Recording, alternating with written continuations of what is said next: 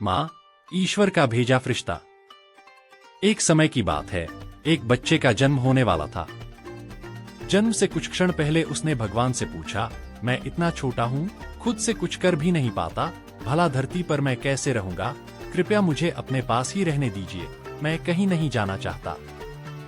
भगवान बोले, मेरे पास बहुत से फरिश्ते हैं, उन्हीं में से एक मैंने तुम्हारे लिए चुन लिया है, वो तुम्हारा ख्याल रखेगा। पर आप मुझे बताइए, यहाँ स्वर्ग में मैं कुछ नहीं करता, बस गाता और मुस्कुराता हूँ, मेरे लिए खुश रहने के लिए इतना ही बहुत है। तुम्हारा फरिश्ता तुम्हारे लिए गाएगा और हर रोज तुम्हारे लिए मुस्कुराएगा भी, और तुम उसका प्रेम महसूस करोगे और खुश रहोगे। और जब वहां लोग मुझसे बात करेंगे तो मैं समझूंगा कैसे, मुझे तो उनकी भाषा नहीं आती।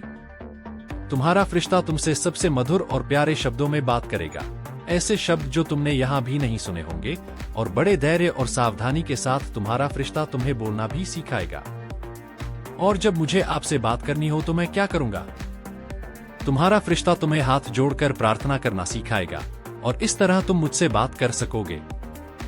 मैंने सुना है कि धरती पर बुरे लोग भी होते हैं, उनसे मुझे कौन बचाएगा? तुम्हारा फरिश्ता तुम्हें बचाएगा, भले ही उसकी अपनी जान पर खतरा क्यों ना आ जाए। लेकिन मैं हमेशा दुखी रहूंगा क्योंकि मैं आपको नहीं देख पाऊंगा। तुम इसकी चिंता मत करो, तुम्हारा फरिश्ता हमेशा तुमसे मेरे बारे में बात करेगा और तुम वापस मेरे पास कैसे आ सकते हो बताएगा।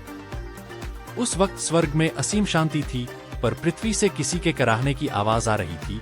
बच्चा समझ गया कि अब उसे जाना है, और उसने रोते रोते भगवान से पूछा, हे ईश्वर, अब तो मैं जाने वाला हूँ, कृपया मुझे उस फरिश्ते का नाम बता दीजिए। भगवान बोले, फरिश्ते के नाम का कोई महत्व नहीं है, बस इतना जानो कि तुम उसे माँ कहकर पुकारोगे। एक बार की बात है, गौतम बुद्ध अपने शिष्यों के साथ एक गांव से दूर किसी बड़े नगर की तरफ जा रहे थे। गर्मी के दिन थे और रास्ता भी बहुत लंबा था। गौतम बुद्ध अपने शिष्यों सहित बहुत देर से चल रहे थे, जिस वजह से उन्हें बहुत प्यास लगती है। वहां से कुछ ही दूरी पर बरगद के वृक्ष की एक घनी छाव थी। सभी लोग उस वृक्ष के पास पहुंच जाते हैं। महात्मा बुद्ध अपने शिष्यों सहित वृक्ष की घनी छाया के नीचे विश्राम करने लगते हैं। बहुत देर से चलने की वजह से सभी का गला प्यास से सूख रहा था। यह बात बुद्ध जानते थे। बुद्ध ने अपने एक शिष्य को कहा, आप इस बरगद की छाया से 20 कदम दूर जाकर बरगद की 2 बार परिक्रमा करके वापस आओ। शिष्य वैसा ही करता है जैसा बुद्ध ने बताया। परिक्रमा के बाद जब शिष्य महात्मा बुद्ध के पास आया तो बुद्ध बोले कि क्या आपको किसी ठंडी हवा का अनुभव हुआ था? शिष्य बोला, हाँ महात्मा बुद्ध, उस उत्तर दिशा की तरफ से मुझे कुछ ठंडी हवा की अनुभव हुआ था। शिष्य की यह बात सुन महात्मा बुद्ध शिष्य से तुरंत बोले कि उसी दिशा में चले जाओ, जरूर वहां से कुछ ही दूर पर एक तालाब अवश्य मिलेगा, उस तालाब से सबके लिए पानी ले आओ। शिष्य उसी दिशा में जब कुछ दूर जाता है तो वहां सच में एक तालाब होता है। तालाब देख शिष्य बहुत प्रसन्न होता है और तालाब के निकट जाकर जैसे ही तालाब से पानी भरने वाला होता है, तभी शिष्य की नजर वहां दूर तालाब में कपड़े धो रही कुछ स्त्रियों पर जाती है। यह देख शिष्य मन में सोचते हैं कि यह पानी तो गंदा हो गया है। लेकिन जब शिष्य ध्यान से तालाब के पानी को देखते हैं कि अभी भी तालाब का कुछ पानी साफ है, इतने में 2 बैलगाड़ी जोर से तालाब के किनारे से होती हुई निकल जाती है। बैलगाड़ी के पहिए तालाब की मिट्टी के ऊपर इतनी जोर से निकलते हैं कि तालाब के नीचे बैठी बहुत सारी मिट्टी तालाब के ऊपर आ जाती है, जिस वजह से तालाब का बचा हुआ पानी भी गंदा हो जाता है। यह देख शिष्य बिना पानी लिए क्रोध में महात्मा बुद्ध के पास वापस चला जाता है। शिष्य बड़े ही निराशा भाव से महात्मा बुद्ध को सब बात बताता है। शिष्य की बातें सुन सभी शिष्य बोलते हैं कि हमें तुरंत यहाँ से निकलना चाहिए, किसी दूसरी जगह पानी की खोज करनी चाहिए, वरना प्यास के मारे जान निकाल जाएगी। इधर महात्मा बुद्ध सभी को शांत होने के लिए कहते हैं और बोलते हैं कि धीरज रखो, कुछ देर यही बैठो, उचित समय आने तक संयम बनाए रखो। सभी महात्मा बुद्ध की बात सुनकर शांत हो जाते हैं और वहीं बैठ जाते हैं। कुछ समय बीत जाने के बाद महात्मा बुद्ध फिर से अपने शिष्य को उसी तालाब से पानी लाने के लिए कहते हैं। शिष्य बिना कोई सवाल किए उसी तालाब से पानी लेने के लिए फिर से चला जाता है। तालाब की हालत देख शिष्य को यकीन नहीं होता, तालाब का पानी पूरी तरह से साफ होता है। यह देख शिष्य बहुत खुश होता है और पानी भरकर महात्मा बुद्ध के पास जाता है। सभी पानी पीकर अपनी प्यास बुझते हैं, लेकिन अभी भी सबके मन में ये एक सवाल था कि आखिर यह चमत्कार हुआ कैसे। तालाब का सब पानी तो गंदा था। उन्हें लगा कि जरूर ये बुद्ध की शक्ति है। इनमें एक शिष्य ने यह सवाल महात्मा बुद्ध से पूछ ही लिया कि यह चमत्कार आपने कैसे किया। शिष्य का जवाब देते हुए महात्मा बुद्ध बोले कि यह कोई चमत्कार नहीं, यह आपके सब्र का फल है। यह फल है आपके सब्र बनाए रखते हुए उचित समय के इंतजार का।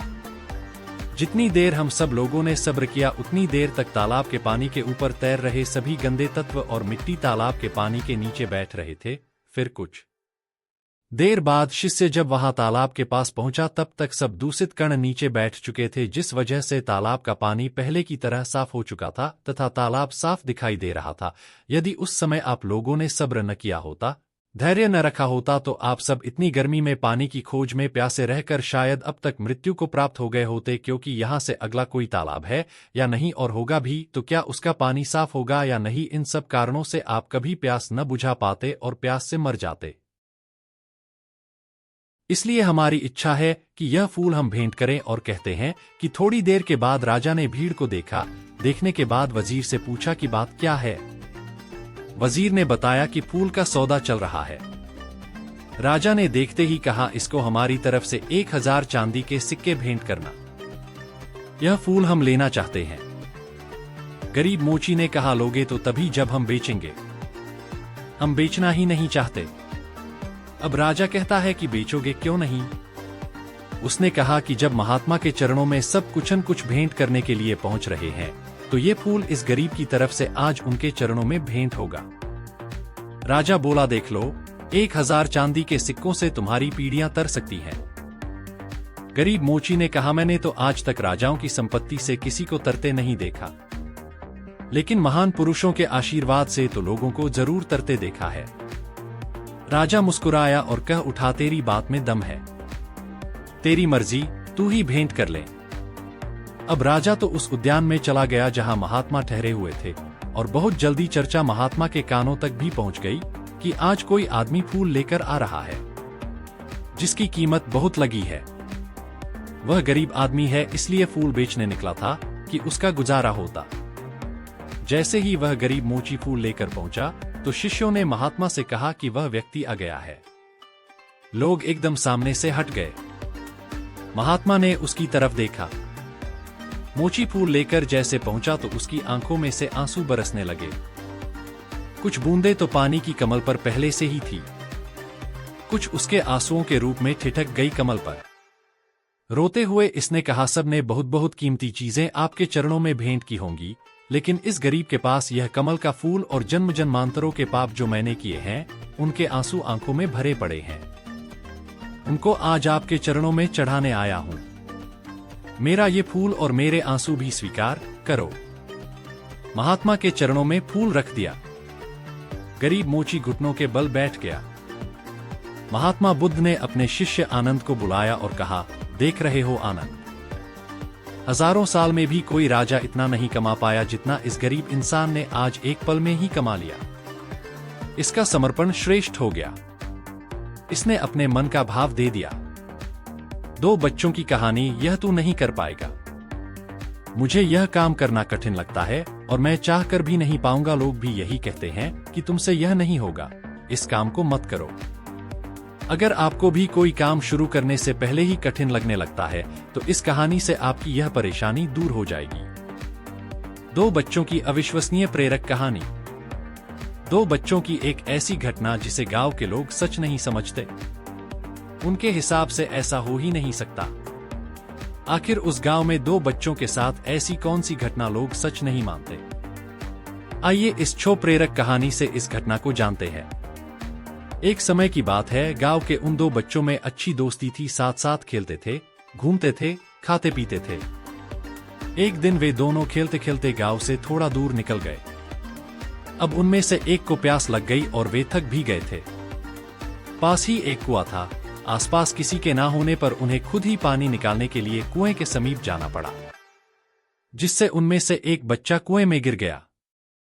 इस पर दूसरा दौड़ा चला आया और बिना देरी के पास ही पड़ी एक बाल्टी को कुएं में डाला और रस्सी को पकड़े रखा।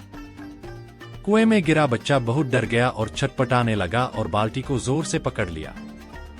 उसका दोस्त जैसे तैसे करके उसे कुएं से बाहर निकालने की कोशिश करने लगा, रस्सी खींचने लगा। उसने अपनी पूरी ताकत लगा दी। इस पर थोड़ी ही देर में उस कुएं से बाहर निकल आया। अब वे दोनों बहुत डर गए थे कि गांव जाएंगे तो बहुत पिटाई होगी जब बताएंगे कि हम कुएं में गिर गए और यह सब चीजें हुई। अब कहानी में मजे की बात यह है कि जब वे दोनों गांव पहुंचे तो ऐसा कुछ भी नहीं हुआ जैसा कि उन्होंने सोचा था। उन्होंने अपने घर वालों को बताया कि उसका दोस्त जो 10 साल का है कुएं में गिर गया था और वह जो 6 साल का है वो उसको बचाया। उसके घर वाले सोचने लगे कि वह झूठ बोल रहा है, क्योंकि भला 6 साल का बच्चा जो ठीक से कुएं से पानी तक नहीं उठा सकता, भला वह 10 साल के बच्चे को कैसे उठाएगा। गांव में यह घटना वाली बात फैल गई पर किसी को भी विश्वास नहीं हुआ सिवाय एक को छोड़कर। उसने इस बात पर विश्वास कर लिया। उनको सब रहीम चाचा कहते गांव की सबसे समझदार बुजुर्गों में, और इसलिए गांव वालों को भी लगा भला इन्होंने कैसे विश्वास कर लिया, यह तो भी झूठ नहीं बोलते। अगर वे कह रहे हैं तो जरूर कोई ना कोई बात होगी जिस वजह से वे विश्वास कर लिए। और फिर सारे गांव वाले इकट्ठे होकर उनके पास में जाते हैं और उनसे कहने लगते हैं कि देखिए हम लोगों को तो कुछ समझ में नहीं आ रहा है, अब आप ही बता दीजिए कि ऐसा कैसे हो सकता है। इस पर उनको हंसी आ गई। वह बोले कि श्रीमान इसमें मैं क्या बताऊं, वह लड़का तो बता रहा है कि उसने यह कैसे किया। सभी गांव वाले उनकी शक्ल देखने लगे। फिर वह बोले कि देखो सवाल यह नहीं है कि वह छोटा सा बच्चा यह कैसे कर पाया, सवाल यह है कि आखिर उसके अंदर इतनी ताकत कहां से आई। और फिर वे बोले इसका सिर्फ एक ही जवाब हो सकता है कि जिस समय उस बच्चे ने यह काम किया उस समय वहां दूर कोई भी नहीं था, उसे वहां यह बता तो यह नहीं कर सकता। और यही कारण है कि वह बच्चा अपने दोस्त को बचाने में सफल होना रहा। गांव वाले यह जवाब सुने इसको आपके लिए और बेहतर कर सकूं। नई नई प्रेरक बातें आपसे साझा प्रेरणा मुझे आपसे ही मिलती है, बस एक लाइक सब्सक्राइब करने से।